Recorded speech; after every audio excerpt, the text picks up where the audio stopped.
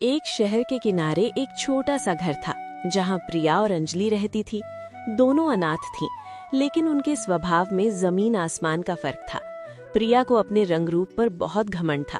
अंजलि शांत स्वभाव की थी और दूसरों को खुश देखकर ही खुश हो जाती थी। एक दिन उनका रिश्ता एक ही परिवार के दो भाइयों विक्रम और आदित्य से तय हो गया। ये सुनकर प्रिया खुशी से पागल हो गई और अंजलि से बोली, वाह अंजलि, मैंने पहले ही कहा था ना, मेरा भाग्य मुझ पर मेहरबान है। देखना, मैं जिस घर में जा रही हूँ वहाँ सिर्फ बहू नहीं बल्कि रानी बनकर रहूंगी। ऐसा रुतबा होगा मेरा कि लोग खुद कहेंगे कि ये लड़की किस्मत वाली है। और विक्रम, वो तो मेरे एक इशारे पर सब कुछ करने को तैयार रहेगा। मुझे पता है कैसे लोगों को अपने हिसाब से चलाया जाता है। सासू माँ को भी मैं बड़ी आसानी से अपने पक्ष में कर लूंगी। और अगर कभी कुछ पसंद नहीं आया तो मैं चुप रहने वालों में से नहीं हूँ। जो गलत लगेगा साफ साफ बोल दूंगी। मुझे किसी की नाराजगी से डर नहीं लगता। दीदी, आप हमेशा हर बात को बहुत जल्दी तय कर लेती हो। रिश्ते ऐसे नहीं चलते। किसी इंसान को, उसके स्वभाव को, उसके हालात को समझने में वक्त लगता है। शादी सिर्फ बड़े घर या आराम का नाम नहीं है, ये एक जिम्मेदारी है जहाँ इज्जत, समझ और प्यार सबसे जरूरी होते हैं। अगर हम शुरुआत से ही अपनी मनमानी करेंगे तो रिश्ते में टिकाव कैसे आएगा? लो, आ गई फिर तेरी समझदारी वाली बातें। तू तो बचपन से ही ऐसी है, सबकी सुनने वाली, सबको खुश करने वाली। वैसे भी आदित्य जैसा सीधा साधा और शांत लड़का तुझ पर ही जचता है। ऐसे लोग तुझे समझ पाएंगे। मैं थोड़ी अलग हूँ अंजलि। मुझे साधारण जिंदगी नहीं चाहिए, मुझे बड़ा घर चाहिए, बड़ी सोच चाहिए और ऐसी जिंदगी चाहिए जहाँ ठाट बाट हो, इज्जत हो और नाम हो, जहाँ मैं मालकिन की तरह रहूं। दीदी, बड़ा घर ईंटों और दीवारों से नहीं बनता, दिल से बनता है। और आदित्य वैसे नहीं है जैसा आप सोच रही हैं। वो बहुत समझदार हैं, बस दिखावा नहीं करते। कम बोलते हैं, लेकिन जब बोलते हैं तो सोच समझकर। मुझे अच्छा लगता है कि वो किसी पर अपनी बात थोपते नहीं, बल्कि सामने वाले की राय की कद्र करते हैं। अच्छा, अब तू उनकी तारीफों के पुल बांधने लगी। तू हमेशा से हर इंसान में अच्छाई ढूंढ लेती है, चाहे सामने वाला कुछ भी हो। मुझे बस इतना बताए कि मेरी जिंदगी अब बदलने वाली है। मैं ऐसे शौक से रहूंगी, ऐसे ठाट से चलूंगी कि लोग खुद कहेंगे, वाह क्या बहू आई है इस घर में। दीदी, मैं बस यही चाहती हूँ कि हम दोनों जिस भी घर में जाएं, वहाँ मिलजुल कर रहे, किसी के दिल को ठेस ना पहुँचे। और अगर कभी हमसे गलती हो जाए तो उसे अहंकार से नहीं बल्कि मिलकर सुधारे। आखिर रिश्ता निभाने से मजबूत होता है, जीतने से नहीं। मुझे समझाने की कोशिश मत कर अंजलि। मुझे अच्छी तरह पता है मुझे क्या करना है और कैसे करना है। और तू भी जरा ध्यान रखना, इतनी भोली मत बना रहना कि कोई तुझे इस्तेमाल कर ले। दीदी, मैं भोली नहीं हूँ। मैं बस किसी को नुकसान नहीं पहुँचाना चाहती और ना ही मैं किसी से डरती हूँ। मैं बस वही करना चाहती हूँ जो सही हो, अपने लिए भी और दूसरों के लिए भी। हाँ, तू तो हमेशा सही ही होती है। चल अब ज्यादा मत बोल, मुझे अपने सपनों में रहने दे। जिस घर में मैं जाऊंगी अंजलि, वहाँ की सोच बदलेगी, वहाँ की हवा तक मेरे हिसाब से चलेगी और मेरा पति भी मेरे इशारे पर चलेगा। शादी की तारीख आ गई। दोनों बहनें एक ही मंडप में ब्याह कर अपने अपने ससुराल पहुंच गईं। घर की मुखिया थी सासू माँ सुमित्रा देवी। सुमित्रा देवी ने दोनों बहुओं का स्वागत किया। पहली नजर में ही वो समझ गई थी कि दोनों का स्वभाव अलग है। आओ मेरी बच्चियों, अंदर आओ। आज से ये चौखट तुम्हारी है, ये आंगन तुम्हारा है और ये घर तुम्हारी खुशियों का बसेरा। अब तुम्हें किसी परायेपन का एहसास नहीं होना चाहिए, क्योंकि जिस दिन बहू इस घर में कदम रखती है उसी दिन वो बेटी बन जाती है। किसी बात से घबराने की कोई जरूरत नहीं है। बस इतना चाहती हूँ कि तुम दोनों आपस में प्रेम से रहो, एक दूसरे का सम्मान करो और पूरे परिवार को अपना समझो। मैं तुम्हारी सास नहीं, तुम्हारी माँ बनने की कोशिश करूँगी। जी सासू माँ, हमें अच्छी तरह पता है कि अब यही हमारा घर है। हम कमजोर नहीं है कि किसी बात से डर जाएं। हम कोई गली की भिखारिन नहीं जो सिर झुका कर जिए।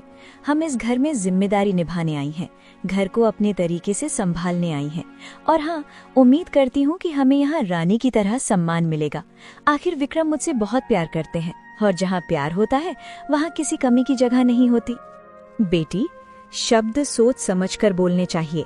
ये घर किसी का राज्य नहीं है और ना ही यहाँ कोई रानी या नौकर होता है।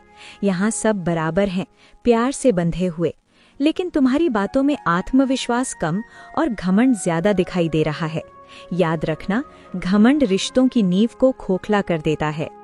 माफ कर दीजिए सासू माँ, दीदी सफर से बहुत थक गई हैं, शायद इसीलिए शब्दों का संतुलन नहीं रख पाई। हम दोनों आपके दिए संस्कारों को सिर आंखों पर रखेंगे।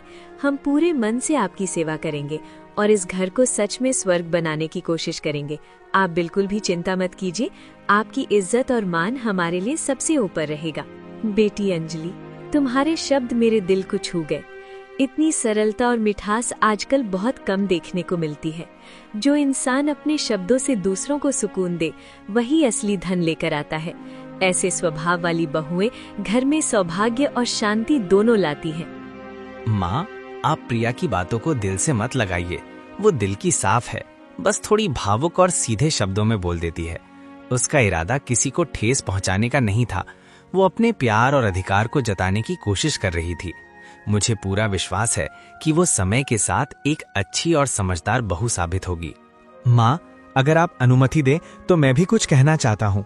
अंजलि बहुत ही नेक दिल लड़की है। उसके व्यवहार में कोई दिखावा नहीं, सिर्फ सच्चाई और अपनापन है।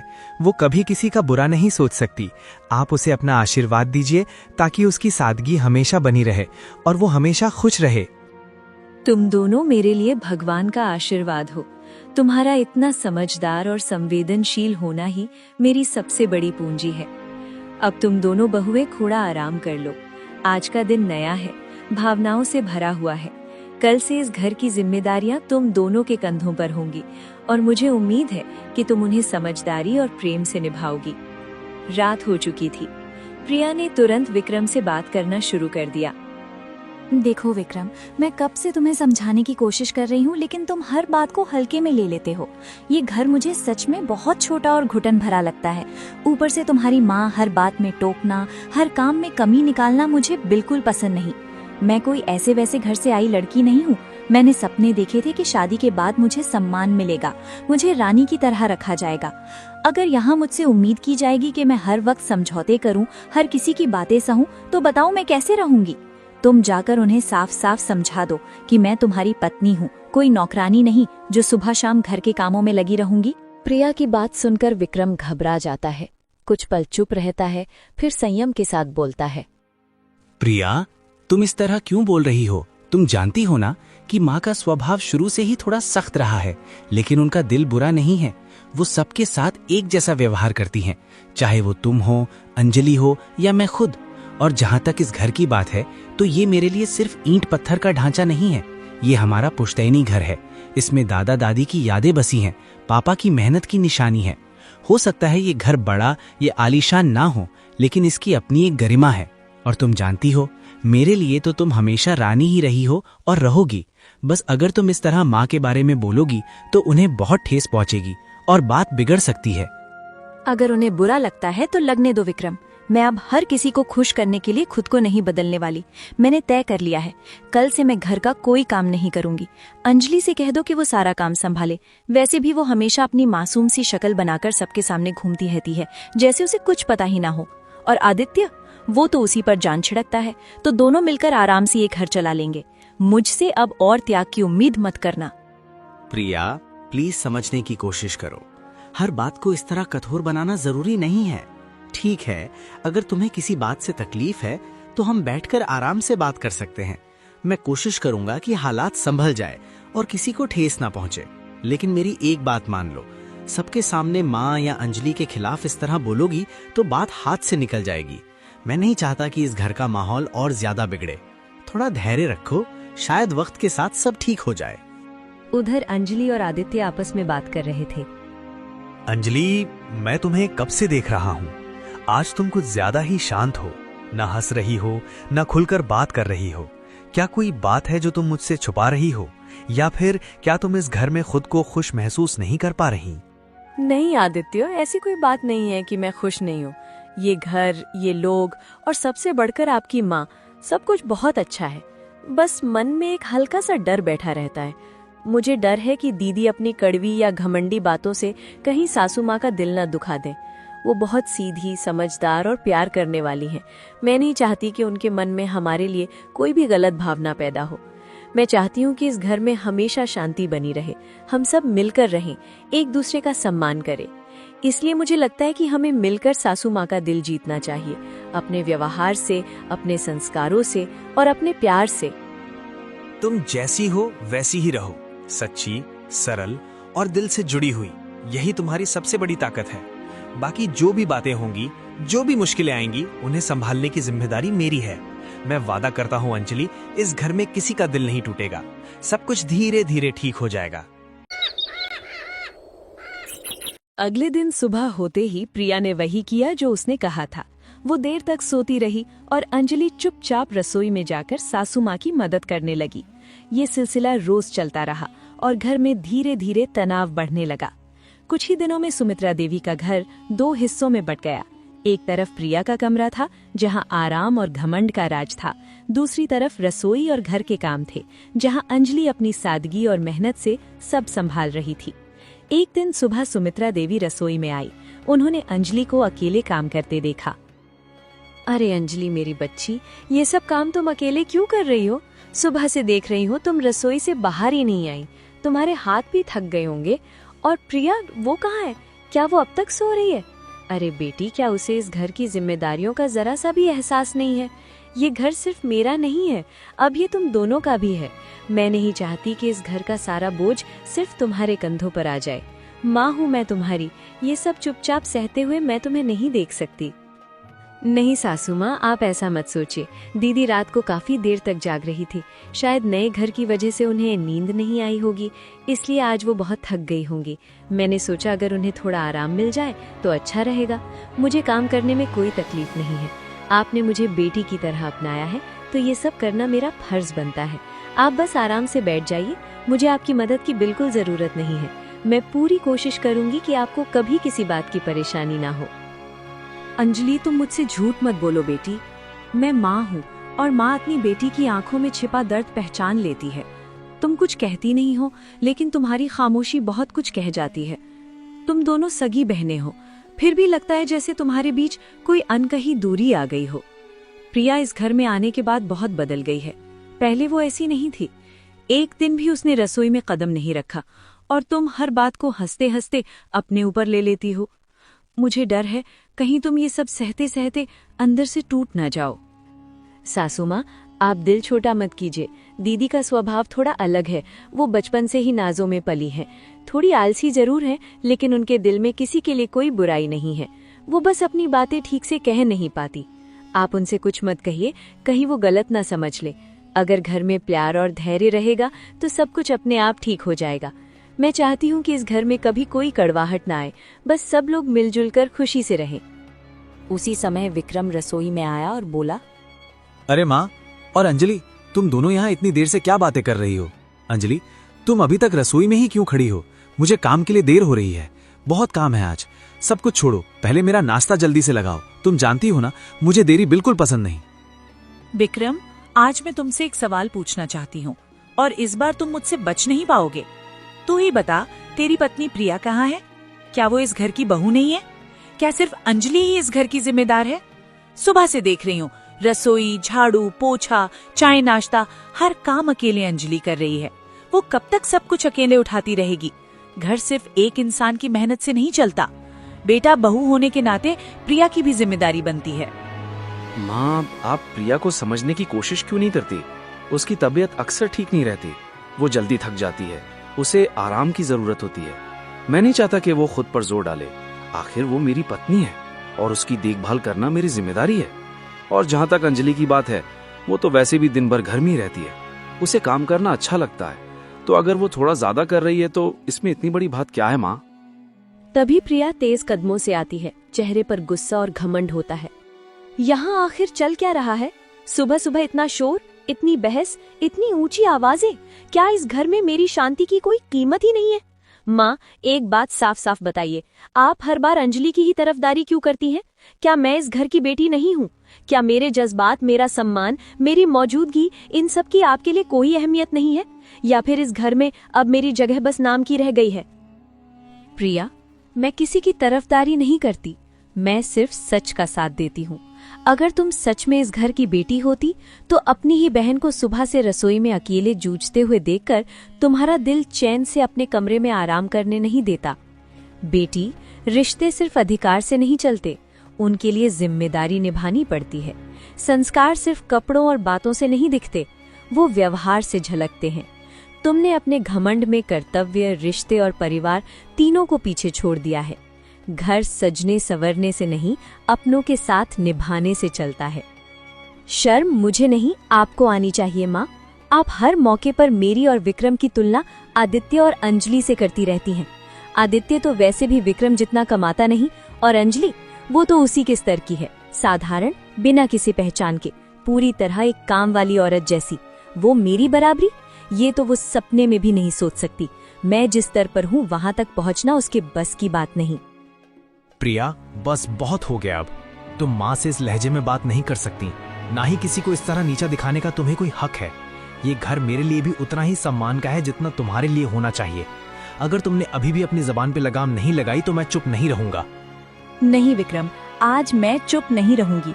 आज सबके सामने सच बोले बिना मैं एक कदम भी पीछे नहीं हटूंगी। माँ, आप ये बात अच्छी तरह समझ लीजिए, ये घर अब मेरा है। मैं यहाँ किसी समझौते के लिए नहीं आई हूँ। मैं यहाँ रानी बनकर ही रहूंगी। अंजलि चाहे दिन रात काम करे, वो इस घर में हमेशा सिर्फ एक नौकरानी बनकर ही रहेगी। वो कभी मेरे बराबर नहीं हो सकती, ना आज ना कभी। आदित्य ये सब सुन रहा था। उसके चेहरे पर गुस्सा साफ दिख रहा था। अंजलि, तुम परेशान मत हो। इस घर में हमारी मेहनत और सच्चाई किसी की जबान से छोटी नहीं हो सकती। हम दोनों एक दूसरे का साथ निभाने आए हैं, ना कि किसी से मुकाबला करने। तुम जैसी हो वैसी ही रहो, सच्ची, सरल और आत्मसम्मान से भरी। जो लोग घमंड के सहारे खड़े होते हैं वो एक दिन खुद ही गिर जाते हैं। बाकी जो भी होगा मैं उसे सही और सम्मानजनक तरीके से संभाल लूंगा। आदित्य बेटा, शांति रखो। ये घर तुम्हारा भी उतना ही है जितना किसी और का। गुस्से में लिया गया फैसला अक्सर जिंदगी भर का पछतावा बन जाता है। वक्त सबका हिसाब करता है, सच्चाई का भी और घमंड का भी। विक्रम अपनी पत्नी का पक्ष लेता है।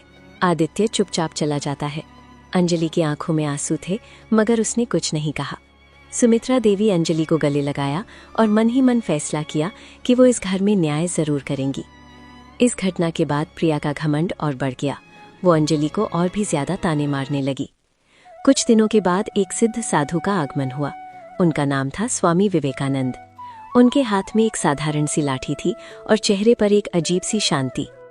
अलख निरंजन माता, मैं कई दिनों से भ्रमण कर रहा हूँ। रास्ता लंबा था, पैर थक गए हैं, शरीर में कमजोरी है, मुझे बहुत भूख लगी है और गला भी सूख रहा है। यदि इस पवित्र घर में एक वक्त का सरल भोजन और थोड़ा सा जल मिल जाए तो मेरी थकान दूर हो जाएगी। साधु का पेट भरना बड़ा पुण्य होता है माता, इसीलिए तुमसे विनती करने आया हूँ। सुमित्रा देवी ने उन्हें गौर से देखा और श्रद्धा से भरकर अंदर गईं। उन्होंने अंजलि को अपने पास बुलाया और कहा, दरवाजे पर एक पूज्य महात्मा आए हैं, उनकी सेवा करना हमारा धर्म है। तुम तुरंत रसोई में जाओ और साधु महाराज के लिए सादगी भरा लेकिन प्रेम से भरा प्रसाद बनाओ। जल्दी करो बेटी। जी सासू माँ, मैं अभी बनाती हूँ। मैं प्रयास करूंगी कि उन्हें किसी तरह की कमी महसूस ना हो, वो हमारे घर से संतुष्ट होकर जाएं। अंजलि तुरंत तेजी से रसोई में गई और साधु के लिए स्वादिष्ट भोजन बनाने लगी। उधर प्रिया भी साधु की आवाज सुनकर बाहर आई। उसने साधु को ऊपर से नीचे तक देखा और तिरस्कार से बोली, अरे ये कैसा आदमी हमारे दरवाजे तक चला आया है? कपड़े देखो, हालत देखो, ये तो किसी भिखारी से भी बदतर लग रहा है। माँ, आप सच में हैरान कर देती हैं। आप ऐसे अनजान और संदिग्ध लोगों को घर के अंदर क्यों आने देती हैं? क्या हमारा घर कोई धर्मशाला है जहाँ जो मनाए थका हारा भूखा प्यासा आकर दरवाजा खटखटाता रहे और हम सबकी सेवा करते फिरे? आज खाना मांग रहा है, कल पता नहीं क्या मांगने लगे। अनजान लोगों से दूरी रखना ही समझदारी होती है। आपको जरा भी डर नहीं लगता क्या? प्रिया, बस अब एक भी शब्द नहीं। तुम्हारी ये जुबान तुम्हारे संस्कारों पर सवाल खड़े कर रही है। ये व्यक्ति कोई साधारण भिखारी नहीं है, एक महात्मा है, थके हुए, भूखे और प्यासे। हमारी संस्कृति में अतिथि को भगवान का दर्जा दिया गया है। जो हमारे द्वार पर आता है उसे खाली हाथ लौटाना पाप माना जाता है। धन दौलत से बड़ा इंसान का हृदय होता है और तुम्हारे शब्द मुझे बहुत दुख पहुंचा रहे हैं। माँ, आप भावनाओं में बह जाती हैं। आजकल हर दूसरा आदमी महात्मा बनकर लोगों को बेवकूफ बनाता है। सम्मान हर किसी को नहीं दिया जाता। सम्मान वही पाता है जो उसके लायक हो। मैं अपनी मेहनत का खाना किसी अनजान इंसान पर यूं ही लुटाने नहीं वाली। मैं साफ साफ कह रही हूँ, ना मैं इन्हें खाना दूंगी ना पानी। हम कोई मजबूर नहीं है कि हर आने जाने वाले की सेवा करें। अगर आप चाहें तो करें, लेकिन मुझसे इसकी उम्मीद मत रखिए। साधु मुस्कुराए, लेकिन वे कुछ नहीं बोले। इतने में अंजलि भोजन लेकर बाहर आई और विनम्रता से बोली, साधु बाबा, कृपया मेरी दीदी की बातों को अपने हृदय से ना लगाइएगा। उनका स्वभाव थोड़ा तीखा है, पर उनका मन बुरा नहीं है। कभी कभी मन की उलझनें शब्दों में कठोरता बनकर बाहर आ जाती है। आप यहाँ पधारिए, इस चौकी पर बैठ जाइए। मैंने अपने हाथों से आपके लिए सादा सा भोजन बनाया है। ये भोजन किसी महल की रसोई से नहीं आया, न ही इसमें कोई विशेष व्यंजन है, पर इसमें मेरी पूरी श्रद्धा है, मेरी मेहनत है और वो आदर है जो मैं अपने बड़ों और अतिथियों के लिए रखती हूँ। यदि इसमें कोई त्रुटि रह गई हो या ये आपकी अपेक्षाओं पर खरा ना उतरे तो मुझे अपनी बेटी समझकर क्षमा कर दीजिएगा बाबा। बेटी, तुम्हारे हाथों में सचमुच अमृत बसता है। इस भोजन की सुगंध नहीं, बल्कि तुम्हारे मन की पवित्रता मेरी आत्मा तक पहुंच रही है। तुम्हारी आवाज में कोई बनावट नहीं, कोई दिखावा नहीं, सिर्फ सच्चाई है, और वही सच्चाई सबसे बड़ा आहार होती है। आज तुमने मुझे भोजन से अधिक एक ऐसा सुकून दिया है जो वर्षों के तप से भी नहीं मिलता। पर बेटी, मैं यहाँ केवल भूख मिटाने नहीं आया हूँ। मैं एक ऐसी चीज की तलाश में हूँ जिसे पाना हर किसी के बस की बात नहीं। बाबा, आप जो भी कहना चाहते हैं निसंकोच होकर कहिए। ये घर भले ही छोटा हो, पर आपके लिए हमारे द्वार और हृदय दोनों खुले हैं। अगर हमारी सामर्थ्य में होगा तो हम आपकी हर इच्छा पूरी करने का प्रयास करेंगे। मुझे इस घर की सबसे कीमती अमानत चाहिए बेटी। न सोना, न चांदी, न धन दौलत, न जमीन जायदाद। मुझे वो चाहिए जो इस घर को सांस देता है, जो इसे जोड़े रखता है, जो सब कुछ सहकर भी कभी शिकायत नहीं करता। वो चीज जो सबके सामने है, फिर भी किसी की नजर में नहीं आती। ये कैसी पहेलियां बुझा रहे हैं आप बाबा? इस घर को अगर कोई चलाता है तो वो सिर्फ मैं हूँ। मेरी मर्जी के बिना यहाँ पत्ता तक नहीं हिलता, और मैं कोई वस्तु नहीं हूँ जो आप यूं मांगते फिरें। नहीं बेटी, तुम भ्रम में हो। तुम अधिकार से घर को चला सकती हो, पर त्याग से नहीं। जिस चीज की मैं बात कर रहा हूँ वो सत्ता से नहीं, संवेदना से जन्म लेती है। वो चीज तुम सबके भीतर है, पर उसकी असली रोशनी सिर्फ एक ही व्यक्ति में झलकती है। साधु धीरे धीरे अंजलि की ओर देखते हैं। अंजलि, क्या तुम मुझे वो दे सकती हो जो तुम्हारे पास सबसे अनमोल है? वो जो सबसे अधिक है पर सबसे ज्यादा छुपा हुआ है। वो जो तुम सबके लिए रोज कुर्बान करती हो पर कभी किसी से मांगती नहीं। बाबा, मेरे पास देने के लिए कुछ भी नहीं है। न धन है, न नाम, न पहचान। मेरे पास बस मेरी सादगी है, मेरी मेहनत है, और मेरा वो मन है जो हर अपमान को चुपचाप सह लेता है। अगर यही आपको चाहिए तो मैं अपना पूरा जीवन इस घर की सेवा में अर्पित कर दूंगी। जो कुछ भी मेरे भीतर है सब आपके चरणों में समर्पित है। नहीं बेटी, मुझे तुम्हारा जीवन नहीं चाहिए। मुझे चाहिए तुम्हारा वो आंसू जो तुम रात के अंधेरे में किसी से छुपाकर अपने तकिए पर गिराती हो। वो आंसू जिसमें तुम्हारी पीड़ा भी है, तुम्हारी सहनशीलता भी और तुम्हारी सच्चाई भी। वही आंसू इस घर की असली धरोहर है, और जिस दिन इस घर ने उस आंसू की कद्र कर ली, उस दिन ये घर सचमुच मंदिर बन जाएगा। सुमित्रा देवी स्तब्ध रह गई। प्रिया ने फिर उपहास किया। ओहो वाह, आज तो इस घर में नाटक की सारी हदें पार हो गई। पहले साधु बाबा आए, फिर उपदेश दिए, और अब तो कमाल ही हो गया। बाबा आंसू मांग रहे हैं। अरे कोई मुझे बताएगा, आंसू भी कभी कीमती हुआ करते हैं क्या? क्या आजकल बाजार में सोना चांदी नहीं बल्कि आंसू तो ले जाते हैं? ये सब पूरी तरह पागलपन है।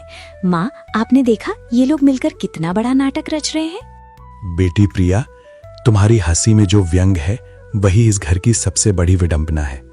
तुम नहीं जानती कि आंसू कितने अनमोल होते हैं। अंजलि बेटी, मैं तुमसे कोई धन, कोई गहना या कोई वस्तु नहीं मांग रहा। मैं तो बस तुम्हारे हृदय में छुपे वो आंसू मांग रहा हूं जो तुमने कभी किसी को दिखाए नहीं। क्या तुम मुझे अपने वे आंसू धोगी जो तुम्हारी चुप्पी में हर दिन बहते रहे? मैं तुम्हें वचन देता हूं बेटी, तुम्हारे ये आंसू इस घर में वो सच्चाई उजागर करेंगे जो बरसों से इस दीवारों के भीतर दबी, कुचली और छुपाई गई है। और जब वो सच्चाई सामने आएगी तो यहाँ खड़ा हर इंसान खुद को पहचानने से डर जाएगा। अंजलि ने बिना तर्क किए सिर झुका दिया। वो अपने कमरे में गई और तकिए के कोने में सूखे हुए आंसू को एक रुमाल से धीरे से पोंछ कर लाई। बाबा, ये आंसू सिर्फ पानी की बूंदें नहीं हैं, ये मेरी असली पहचान है। इनमें मेरी वो पीड़ा है जो मैंने मुस्कान के पीछे छुपाई। इनमें मेरी वो चुप्पी है जो हर दिन अपमान सहकर भी बोल नहीं पाई। ये आंसू इस बात का प्रमाण है कि मैंने सब कुछ सहा, लेकिन कभी इस घर की मर्यादा नहीं तोड़ी। आप इन्हें स्वीकार कीजिए बाबा, और जहां आपको उचित लगे वहां रखिए। अगर इनसे किसी सच्चाई का जन्म हो सकता है तो मेरा हर दर्द सार्थक हो जाएगा। साधु ने आंसू को एक छोटी पोटली में सावधानी से रखा। बेटी, तुम धन्य हो। तुम इस घर को चलाने वाली वो अदृश्य शक्ति हो जिसे कोई देख नहीं पाता, पर जिसके बिना ये घर कब का बिखर चुका होता। तुमने अपने आंसुओं से धैर्य, त्याग और सत्य को सींचा है। मैं इस पोटली को इस घर के आंगन में मिट्टी के नीचे दबा दूंगा, जहां कोई लालच, कोई घृणा और कोई झूठ इसे छू ना सके। जिस दिन इस पोटली से एक नन्हा सा पौधा निकलेगा, उसी दिन इस घर की सबसे बड़ी छुपी हुई सच्चाई सबके सामने आएगी। और उस दिन ना तो किसी की हंसी बचेगी, ना ही कोई सच्चाई से मुंह मोड़ पाएगा। ये कहकर साधु स्वामी विवेकानंद वहां से चले गए। प्रिया ने इस बात को मजाक में उड़ा दिया, मगर सुमित्रा देवी और अंजलि इस घटना से बहुत परेशान थी। अगले दिन प्रिया अपने घमंड में चूर होकर विक्रम से बात कर रही थी। विक्रम, मैं तुम्हें साफ साफ बता रही हूँ, मुझे उस साधु बाबा की बातें बिल्कुल भी पसंद नहीं आई। वो कौन होते हैं हमारे घर के आंगन में ऐसी चीजें दबाने वाले? और अंजलि भी देखो कैसी सीधी साधी बनती है, जैसे कोई संत हो। अपने झूठे आंसू थमाई जैसे बहुत बड़ा त्याग कर दिया हो। मुझे अच्छा नहीं लग रहा। तुम जाकर वो पोटली तुरंत निकाल दो। प्रिया, मैं मानता हूँ ये सब थोड़ा अजीब है, लेकिन माँ कह रही थी कि वो साधु बाबा कोई साधारण व्यक्ति नहीं थे। लोग उनके शब्दों को सच होते देखते आए हैं। माँ का कहना है कि हमें वैसा ही करना चाहिए जैसा बाबा ने कहा। शायद इसके पीछे कोई बड़ी वजह हो। विक्रम, तुम भी ना हर बात पर माँ और साधु बाबा की। तुम समझ क्यों नहीं रहे? मुझे इस घर में कोई डर या अनहोनी नहीं चाहिए। आंगन में दबी पोटली मुझे बिल्कुल रास नहीं आ रही। सुन लो, अगर तुम नहीं निकालोगे तो कल सुबह मैं खुद उसे निकालकर बहुत दूर फेंक दूंगी। रात को प्रिया चुपके से आंगन में गई और उस जगह को खोदने लगी जहाँ साधु ने पोटली दबाई थी। उसने पोटली निकाली और गुस्से में उसे दूर फेंक दिया। अगले ही पल जैसे ही उसने पोटली फेंकी, एक जोरदार बिजली चमकी। घर के चारों ओर एक अजीब सी उदासी छा गई। अगले कुछ हफ्तों में विक्रम का काम ठप हो गया। उसे व्यापार में भारी नुकसान हुआ और घर में दरिद्रता आने लगी। प्रिया का घमंड अब चिंता में बदल गया। विक्रम, मुझे समझ नहीं आ रहा कि ये सब हमारे साथ क्यों हो रहा है। जिस घर को हमने अपने सपनों से सजाया था, आज वही घर धीरे धीरे उजड़ता जा रहा है। तुम्हारा व्यापार, जिस पर पूरे परिवार का भरोसा था, वो एक झटके में डूब गया। आज हालात ऐसे हो गए हैं कि हमें रोजमर्रा के खर्चों के लिए भी सोचना पड़ रहा है। मेरा दिल कहता है कि ये सब अचानक नहीं हुआ है। मुझे पूरा यकीन है कि उस दिन साधु बाबा का इस घर में आना और अंजलि का भावुक होकर अपने आंसू देना, यही इस विनाश की शुरुआत थी। अगर अंजलि उस दिन इतनी भावुक ना होती, अगर उसने बाबा की बातों में आकर अपने आंसू ना दिए होते, तो शायद आज हमारा घर इस हालत में ना होता। प्रिया, अब बस करो। हर बार अपनी गलती से मुंह मोड़कर किसी और को दोष देना बंद करो। आज जो कुछ भी हमारे साथ हो रहा है, उसकी असली वजह अंजलि नहीं, तुम खुद हो। क्या तुम्हें याद है तुमने बाबा की पोटली को किस घमंड और तिरस्कार के साथ फेंक दिया था? उस समय बाबा ने साफ साफ कहा था कि उस पोटली में इस घर की सच्चाई छुपी हुई है और उस सच्चाई का अपमान करना इस घर के लिए भारी पड़ सकता है। लेकिन तुमने उनके वचनों का मजाक उड़ाया, उन्हें ढोंगी समझा और उस पोटली को नष्ट कर दिया। आज जो नुकसान हम झेल रहे हैं, वो उसी अहंकार का परिणाम है और अब उसका दंड हम सबको भुगतना पड़ रहा है। प्रिया, आज जो कुछ भी इस घर के साथ हो रहा है, उसका बीज तुम्हारे घमंड नहीं बोया था, मैंने तुम्हें कितनी बार समझाया था कि संत और महात्मा साधारण शब्द नहीं बोलते। उनकी हर बात के पीछे कोई ना कोई गहरी सच्चाई और चेतावनी छुपी होती है। लेकिन तुमने हमेशा अपनी समझ को सबसे ऊपर रखा, अपने अहंकार को सही और गलत से बड़ा मान लिया। ये छोटी सी गलती नहीं थी प्रिया, ये तुम्हारा वही अहंकार था जिसने पूरे घर की नींव हिला दी। आज ये घर संकट में है तो उसकी जिम्मेदार तुम हो। अब समय आ गया है कि तुम अपनी गलती स्वीकार करो और सच्चाई का सामना करना सीखो। एक सुबह सुमित्रा देवी आंगन में बैठी थीं। तभी उन्हें एक छोटा सा पौधा उगता हुआ दिख रहा था। ये उसी जगह से निकला था जहां साधु ने पोटली दबाई थी। सुमित्रा देवी ने अंजलि को बुलाया और उससे बोला, अंजलि, ये कैसे हो सकता है? जिस जगह से प्रिया ने उस पोटली को अपमान के साथ फेंक दिया था, उसी जगह आज ये पौधा लहलहा रहा है। ये चमत्कार कैसे हुआ बेटी? क्या सच में साधु बाबा का वचन सच था? सासू माँ, मैं आपसे अब तक ये बात कह नहीं पाई क्योंकि मैं नहीं चाहती थी कि किसी के मन में कड़वाहट आए। जिस रात दीदी गुस्से में पोटली फेंकने गई थी, मैंने सब कुछ देख लिया था। मैं चुपचाप बिना किसी को बताए उनके पीछे पीछे चली गई थी। जब दीदी वहां से चली गई तो मैंने उस पोटली को अपने हाथों से उठाया। मेरे दिल में बस एक ही डर था, कहीं साधु बाबा का वचन झूठा ना साबित हो जाए, कहीं इस घर पर कोई अनहोनी आ जाए। मैंने उसी जगह पोटली को फिर से पूरे श्रद्धा भाव से दबा लिया। सासू माँ, मैंने भगवान से प्रार्थना की कि अगर उस साधु बाबा की बात में रत्ती भर भी सच्चाई हो तो इस घर की रक्षा करना। मैं नहीं चाहती थी कि किसी की नादानी या गुस्से की वजह से इस परिवार को कोई संकट झेलना पड़े। अंजलि, तू सिर्फ इस घर की बहू नहीं है, तू तो इस घर की लक्ष्मी है। जहाँ औरों ने अहंकार देखा, वहाँ तूने श्रद्धा निभाई।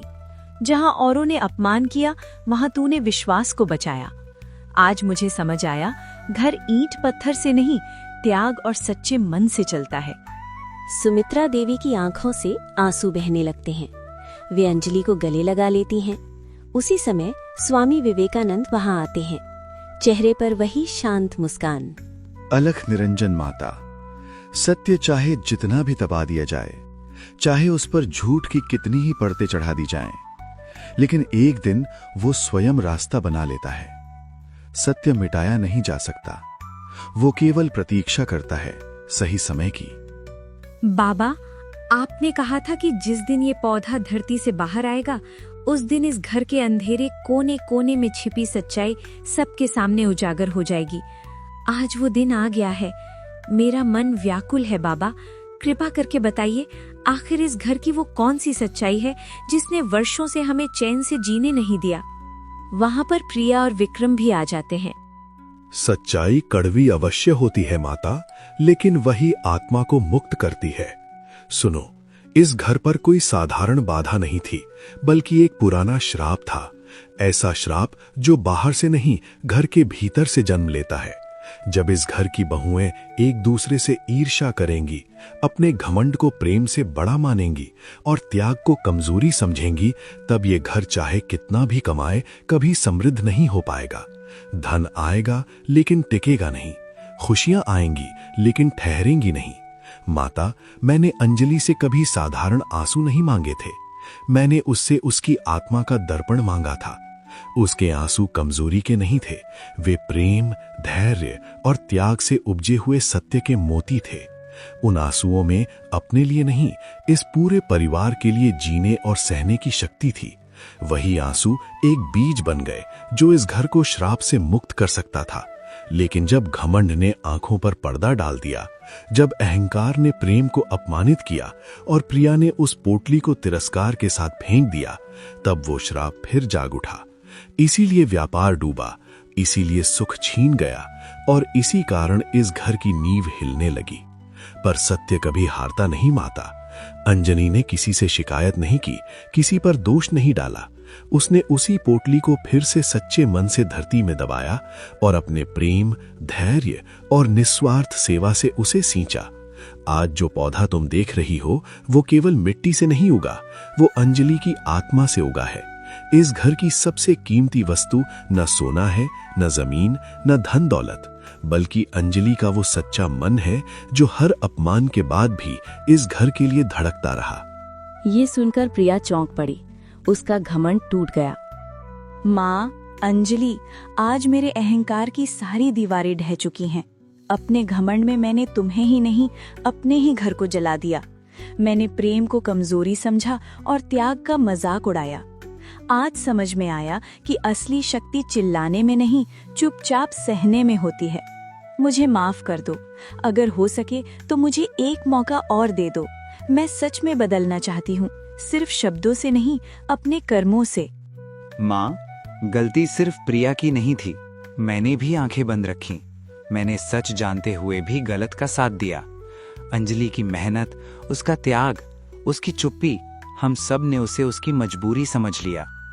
आज मुझे एहसास हुआ कि वो चुप थी क्योंकि वो इस घर को टूटते नहीं देख सकती थी। मैं वादा करता हूँ माँ, अब से सही और गलत के बीच कोई समझौता नहीं होगा। बेटा, गलती करना इंसान का स्वभाव है, लेकिन उसे स्वीकार करना केवल सच्चे दिल वाले ही कर पाते हैं। याद रखना, सत्य का रास्ता कठिन होता है, लेकिन वही अंत में शांति देता है। जहां प्रेम होता है वहां श्राप भी हार जाता है, और जहां सच्चाई होती है वहां घमंड टिक नहीं सकता। अंतिम सच्चाई। उस साधु ने जो पौधा उगाया था वो कोई साधारण पौधा नहीं था। उस श्राप को खत्म करने वाला पवित्र पौधा था, जो अंजलि के सच्चे दिल और त्याग से उपजा था।